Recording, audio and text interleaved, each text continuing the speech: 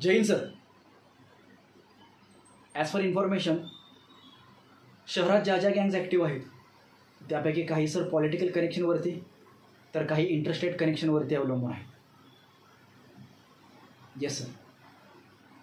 So direct attack करण्यापेक्षा जर आपण ह्या केसेस इतर एजन्सीला हँडओव्हर केल्या तर त्यांचा बेस वीक होऊन जाईल आणि त्यानंतर ऑपरेशन ग्रे सुरू करण्यासाठी आपल्याला एक सिग्नल मिळेल.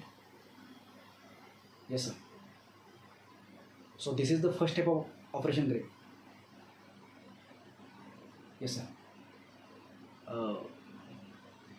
आणि एक बॅड न्यूज होती सर.